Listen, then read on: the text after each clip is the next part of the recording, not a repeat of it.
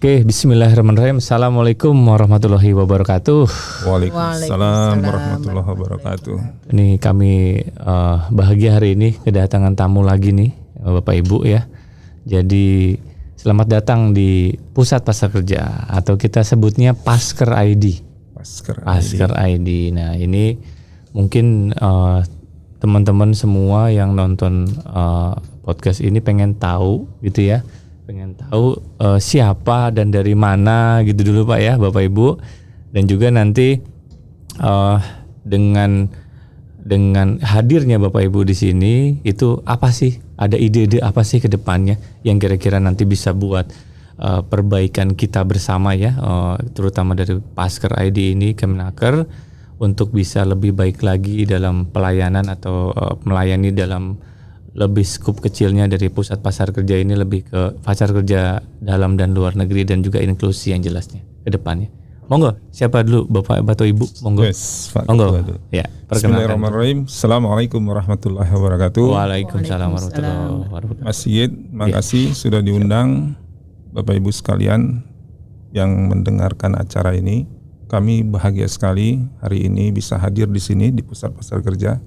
Dan di podcastnya, dan ini mungkin dilihat seluruh teman-teman yang lokal Jakarta ataupun seluruh Indonesia, bahkan mungkin bisa jadi dunia nih. Ya. Saya Sabrudin Hamdani, biasa dipanggil Dani Damanik. Saya orang Batak, 15 tahun tinggal di Solo, dan saya ini ditunjuk teman-teman sebagai Ketua Forum Pusat Karir Perguruan Tinggi Solo Raya, Mas Sigit. Oke, Solo Raya ya. Ya. Okay. Ini di sebelah kanan saya Ibu Bendahara kita, Bu Doktor Lain, dan lengkapnya nanti biar beliau aja yang ngomong. Ya. Jadi gini teman-teman sekalian, forum ini dibentuk dari sebuah gagasan ide kita bersama, Mas Sigit. Jadi ada sedikit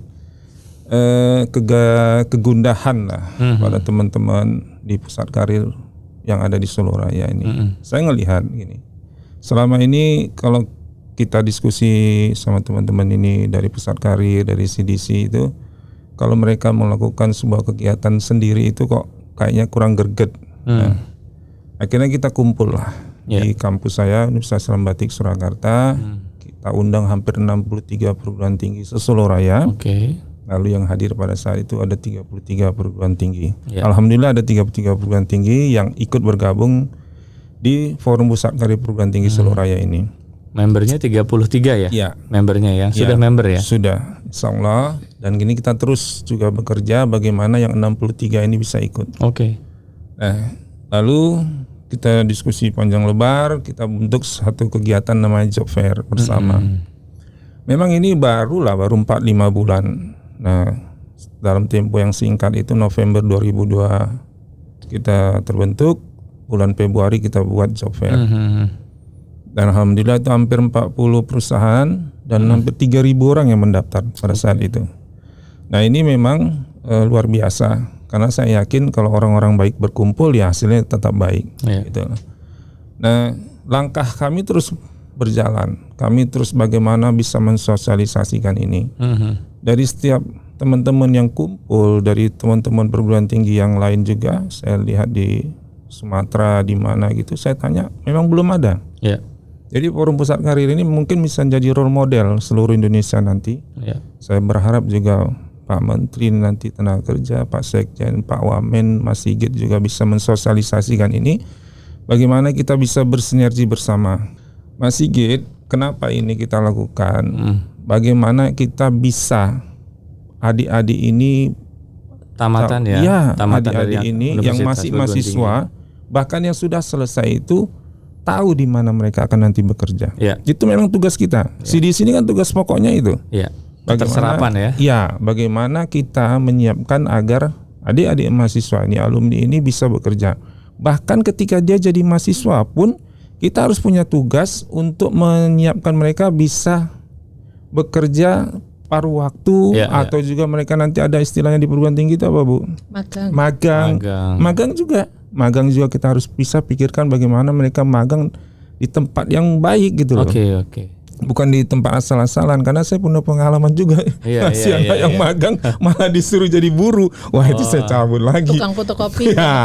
Jadi kan jadi jangan lagi adik-adik ini cuma dijadikan tukang fotokopi, disuruh beli makanan kemana kan siang dan ini kan nggak boleh lagi begitu. Itu nggak boleh lagi. Jadi mereka harus benar-benar siap. Dan kemarin saya lihat di Kadin Solo itu juga bilang, Pak, kita sudah coba mindset mereview kembali agar adik-adik mahasiswa itu justru mereka ikut terlibat. Mengambil keputusan di UKM itu katanya. Jadi mereka sudah bisa mendesain, menggagas ini, menggagas itu sudah begitu. Dan saya bilang itu bagus sekali, saya bilang. Sehingga tidak yang seperti Bu Ayin bilang tadi, jadi tukang fotokopi dan sebagainya. Betul. Nah, itulah satu dasar gagasannya, Mas. Kenapa dibentuknya pusat karir itu? Pusat karir itu. Dan ini memang mudah-mudahan jadi role model untuk seluruh Indonesia. Mungkin itu Bu Lain mau nambahin sebelum kita masuk season kedua tentang ide dan gagasan lainnya. Gimana Bu? Silakan Bu Lain. Iya, terima kasih. Forpuska itu memang pertama gagasan dari Pak Dhani untuk kemudian kita dikumpulkan dalam satu forum, kita diskusi bersama terkait dengan apa yang mau kita ada problem-problem apa di perguruan tinggi Sesoluraya itu ada problem apa. Akhirnya kita sharing, terus kemudian kita sepakat membentuk forum. Terus ada istilah sinergi itu namanya? Moto kita sinergi, inovasi, kolaborasi. Jadi ada bagaimana kita bersama-sama bersinergi, kita mempunyai inovasi yang kemudian menangkap problem-problem yang tadi dikatakan oleh Pak Dhani tadi, dan kita bersama-sama. Tadi kan Pak Dhani juga menjelaskan bahwa kalau kita sendiri, misalnya job fair sendiri, itu pun kan hasilnya juga tidak maksimal. Terus kemudian yang perguruan tinggi itu kan kita juga ada tuntutan tracer toh Mas. Tracer jadi dari alumni berapa yang terserap. Terserap ini sesuai dengan disiplin keilmuan apa enggak. Ini kan juga patut kita perhatikan, kita diskusikan trik-trik apa yang kemudian tracer itu menjadikan. Tracer itu kan ada standarnya juga. Betul. Ada standarnya. Kalau standar dikatakan tracer itu baik, itu kalau sudah menyerap 50 lebih. Padahal kita ini masih baru semua. Gimana ini caranya? Akhirnya kita diskusi. Kita juga diskusi itu untuk mencari problem caranya bagaimana? Apakah perlu ada reward? Apakah kemudian kita perlu phone by phone? Kalau sekarang kalau sekarang ini saya punya trik lagi. Alumni yang masih baru yang mau wisuda ini sudah saya kasih data ini. Tolong isi link ini. Sebelum ngisi link ini tidak boleh kemudian dikatakan bebas pustaka di perpustakaan. Jadi saya kerjasama dengan kepala perpustakaan. Pak, ini tolong nanti jangan dikasih surat bebas perpustakaan sebelum ngisi link. Dengan ini saya bisa punya database untuk. Emang maaf saya potong. Kalau di bagian tata usahanya emang nggak ada database? Ada data, tapi kita ini kadang aksesnya kan terlalu sulit. Kadang data itu terpecah-pecah di fakultas. Tidak ada yang satu bundel gitu ya, Bu ya. Betul. Makanya kita sekarang punya. Terus yang kedua gini Mas, banyak juga mahasiswa itu yang sudah kerja. Sudah dipesan duluan. Betul, ada yang sebelum lulus sudah dipesan. Padahal kita ini kan juga perguruan tinggi itu tracer itu kan kita harus melaporkan. Betul. Masuk juga ke ikunya Pak Rektor itu kan iku rektor juga. Jadi data-data bis itu kita butuhkan. Makanya kita harus jemput bola dulu. Oke. Nah, terus dari 35 tadi benar? 33. Dari 65 yang sudah member 33. Dari 33 itu dari pengurus pusat karir tadi. Apakah sudah mulai memberikan semacam kayak sedikit pelatihan atau informasi untuk menjadi CDC yang itu begini atau begitu? Itu yang menarik. Jadinya harusnya dari Mas Sigit juga. Karena kita baru 4 bulan loh. Baru 4 bulan. Desember, Januari, Februari, Maret, April ini kan. Baru 5 bulan. Kita 5 bulan Mas. Baru 5 bulan. Nah, jadi memang perlu itu ya. Perlu. Kita ini kan lagi roadshow ini. Jadi saya sendiri roadshow kemana-mana, roadshow ke semua rektor yang ada di Soloraya. Minta saran pendapat mereka bagaimana ini Forpuska ini bisa betul-betul bermanfaat lah ke semua perguruan tinggi. Karena gini Mas, salah satu yang perlu diingat juga, setiap perguruan tinggi ini kan beda penyakitnya masing-masing nih. Nah, resepnya juga beda. Nah, resepnya saya harus keliling. Bahkan sampai dibilang salah satu rektor itu, jenengan tuh sampai mau kapan tuh 63? Enggak apa-apa Pak, saya jalani aja. Saya bilang insya Allah kan, ya kan. Apalagi ada Mas Sigit nanti insya Allah dibantu. Nama itunya udah baik saya bilang gitu. Nama itunya udah baik. Ya saya bilang insya Allah Pak, saya jalani aja. Saya nanti bilang siap. Ya sambil jalan kan saya serap apa problem-problemnya. Nah, jadi nanti sambil kita bicara apa solusinya.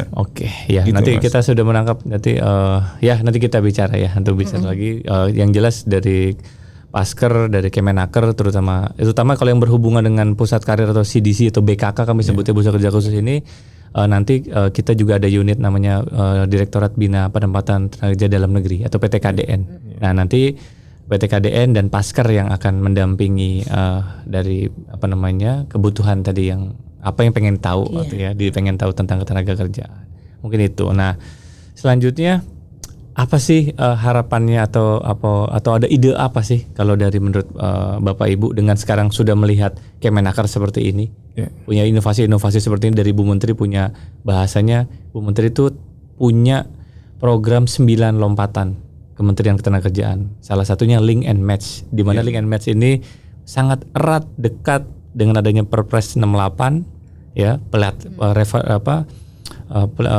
revitalisasi pendidikan dan pelatihan vokasi seperti itu salah satunya yang paling dekat ya. Nah ini apa dari Pak Dhani dan Bu Lain punya ide seperti apa, monggo, atau dari berdasarkan forum gitu. Saya sendiri berbicara. Setelah roadshow setengah baru roadshow setengah saja itu memang problemnya sama bahwa alumni kita itu tidak siap kan gitu. Jadi kalau link and match-nya itu nah sama dari dulu lah, dari kita mahasiswa kita lulus itu juga memang jadi problemnya sama. Saya dengar juga dari para rektor bahwa ketika masuk dunia kerja itu kan pada bingung. Istilahnya gamang ya. Nah, jadi saya pikir kemarin saya juga ngomong ke Bapak Rektor, saya ngomong ke Pak Wamen, ngomong ke Pak Yusuf tadi, ke Pak Sekjan, itu saya bilang kita ini punya mimpi. Mimpi kita itu gimana kalau kita buat tadi, kalau bahasanya sederhananya BLK University. Tapi dari diskusi Pak Wamen dan sebagainya, tadi apalagi dari diskusi sama Pak Yusuf, ya kita sebut aja namanya Training and Certification Center. Jadi Training and Certification Center ini kan menjawab problem yang seperti tadi matching and kebutuhan link and match tadi. Nah, memang harus ada Mas. Saya bilang, karena kalau enggak adik-adik mahasiswa ini bingung dia, ya kan? Begitu nanti masuk perusahaannya pun juga bingung. Yang disalahin perguruan tingginya gitu loh. Padahal perguruan tingginya juga nggak salah. Kenapa? Perguruan tinggi kan cuman nih lu keluar aja deh. Lu kalau lama-lama keluar nih juga gua pasti kena masalah kan. Kalau mahasiswa sekarang nggak selesai 4-5 tahun juga DO. Swasta dan negeri sama loh. Akreditasi juga berpengaruh berpengaruh. Nah akhirnya kalau Bu Rektor Profesor Lukman bilang ini kita perguruan tinggi ini hanya supply aja nih, nggak peduli gimana nanti gimana kan. Jadi akhirnya kan kacau gitu. Nah itulah saya pikir kalau kita bisa melakukan itu salah satu jawaban terhadap apa yang di itu poinnya. Itu poinnya Mas. Kalau Bu Lain?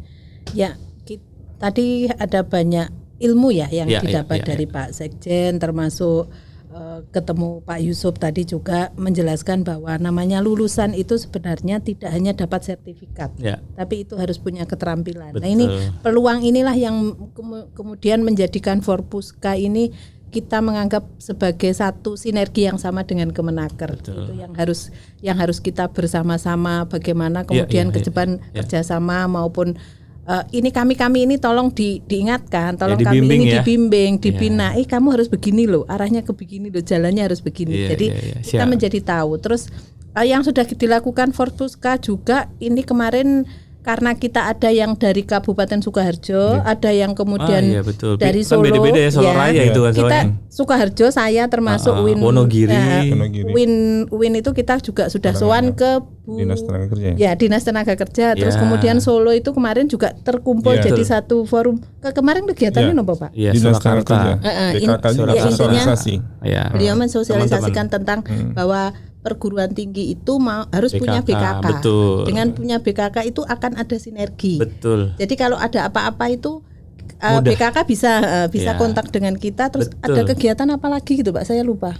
Programnya selain BKK selain ada BKK ada job fair, ada apa ya? Pelatihan. Apa? Bukan. Penyuluhan dan bimbingan jabatan, ya, PBJ. Terus kita ini jadi tim apa gitu loh, saya lupa. Petugas antar kerja. Iya, Jadi petugas antar itu yang kerja. kemudian tadi mungkin Pak Yusuf bilang bahwa perguruan tinggi itu harus menjembatani antara tenaga kerja, petugas antar kerja dan Kemenaker. Iya, betul. Ini mungkin betul. Ya, jadi memang yang akan mendampingi langsung tiap hari day to day-nya di daerah setiap member dari pusat karir itu adalah dinas tenaga kerjanya. Yang bagian penempatan. Nah, bagian penempatan itu teman-teman dinas tenaga kerja itu saya rasa akan siap untuk mendampingi dari Bapak Ibu BKK ini selama Bapak Ibu sudah terdaftar. Ya, yang terdaftar punya tanda daftar namanya BKK. Nanti maksudnya di situ adalah kenapa tadi kita membuat tanda daftar sesuai dengan peraturan Menteri Permenaker 39 itu. Karena apabila nanti ada sesuatu yang berkaitan dengan proses anak-anak ini, baik itu kerja dan hubungan kerja, ya terkait dengan dalam dan luar negeri, kontrak kerja dan lain-lain, itu kita bisa ada tempat mengadu terdekat, yaitu di Snaker. Nah, nanti kalau yang di pusatnya ada di kami nanti di PT Kadin dengan pusat kerja. Jadi itu tiga trisula itu akan menjadi pendamping dari pusat karir dan Bapak Ibu seluruh BKK seluruh Indonesia gitu. Gitu, saya rasa seperti itu. Nah, ada yang lain Pak Dan? Jadi kemarin juga saya sampaikan saran ke Budisnaker Solo supaya setiap 3 bulan itu kita dengan pertemuan. Ya, setuju. Saya betul itu dijadwalkan. Jadi dijadwal per 3 bulan itu kita ketemu. Jadi apa problem di perguruan tinggi, apa problem di Dinas Tenaga Kerja? Ngeteh bareng. Ya, terus apa problem di dunia usaha? Yes. Nah, kalau ini 3 stakeholder ini duduk, ini selesai. Saya bilang. Jadi jangan sampai nanti perusahaan itu udah pinginnya ke bulan, kita perguruan tingginya masih nyangkul di bumi ya. Iya, enggak selesai kan? Iya, betul. Enggak nyampe. Setuju. Jadi enggak nyambung gitu loh. Oke, ya. Nanti tinggal kita inisiasi ya. Kita inisiasi seperti apa polanya. Nanti kerjasama dengan Dinas Tenaga Kerja. Betul. Karena kami dari Kemenaker khususnya punya garis kerjasama atau mitra ya, walaupun sekarang otonomi daerah kepada Provinsi Jawa Tengah khususnya kalau di sini ya, dan juga Dinas Tenaga Kerja kabupaten kota masing-masing. Nah, nanti kita Pak Dani dan teman-teman silahkan di range, kami tinggal datang. Nah, gitu ya. Jadi salah satu pola-polanya nanti kita bisa bicarakan lebih lanjut. Mas Sigit, itu titipan yang terakhir supaya pertemuan per 3 bulan ini bisa dilaksanakan. Karena apa? Kalaupun nanti mohon maaf itu bisa roundtable aja keliling kampus. Jadi kalau mungkin nanti budgetingnya di Disnaker nggak ada ngundang kita dan sebagainya, nggak usah khawatir. Perguruan tinggi malah senang loh. Perguruan tinggi senang didatangi gitu. Mereka sih, saya udah bilang sama Bu Dinas kemarin, Bu keliling aja setiap perguruan tinggi. Nanti saya ngomong gitu.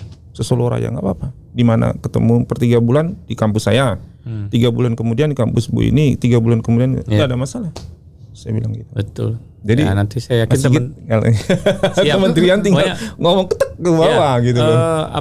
Komitmen dari pimpinan-pimpinan kami dari Pak Asker dan lain-lain juga tadi sudah disampaikan oleh Pak Yusuf bahwa kami siap hadir untuk bisa memberikan informasi pendampingan kepada Bapak Ibu dengan dinas, tinggal dealkan di mana kapan. Nah, kami akan datang.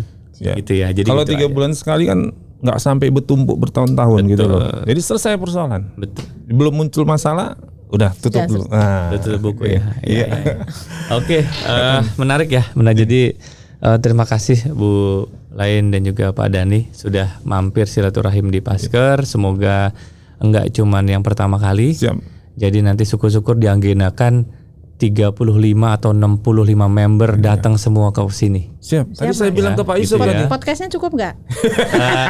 Nggak, kalau itu nanti kita jangan di podcast, tapi di sudah lihat apa ruangan kita Sudah. satu lagi sudah? Shelter tadi tuh. Ada shelter. Bukan shelter, itu namanya event space. Nah, event space itu untuk lebih dari 60 orang, 100 orang bisa. Siap. Jadi kita bikin kayak teater, kita podcastnya di situ langsung. Jadi kayak seperti live gitu. Nah, itu sangat bisa. Sangat Tadi bisa. saya bilang ke Pak Yusuf, ini luar biasa Pak Yusuf. Bisa jadi contoh sama Solo ini saya bilang gitu. Saya bilang semuanya, oh ya nggak apa-apa silakan. Silakan. Kami siap untuk membantu, untuk mendampingi apabila dibutuhkan. Di kampus-kampus 63 member itu, kalau ingin membuat layanan, kan harus ada, kalau BKK itu harus ada layanan ya. Informasi pasar kerjanya harus ada. Penyuluhan bimbingan jabatannya ada, perantaraan kerja atau job fair-nya harus ada. 3 poin itu. Nggak usah di trisula. 63 pun jadikan satu tempat aja udah luar biasa. Yes, betul. Kayak gitu Gitu ya. aja. Tapi dengan ketentuan dan syarat Ya berlaku. Oke, sekian. Terima kasih Pak Dhani Bolen atas kehadirannya dan juga Bapak Ibu semua. Mudah-mudahan tidak kapok datang ke sini. Mohon maaf kalau ada yang salah-salah. Sekian dari kami. Wallahul muwaffiq ila aqwamit thoriq. Assalamualaikum warahmatullahi wabarakatuh. Waalaikumsalam warahmatullahi warahmatullahi wabarakatuh. wabarakatuh. Mas kasih. Terima kasih. Ya.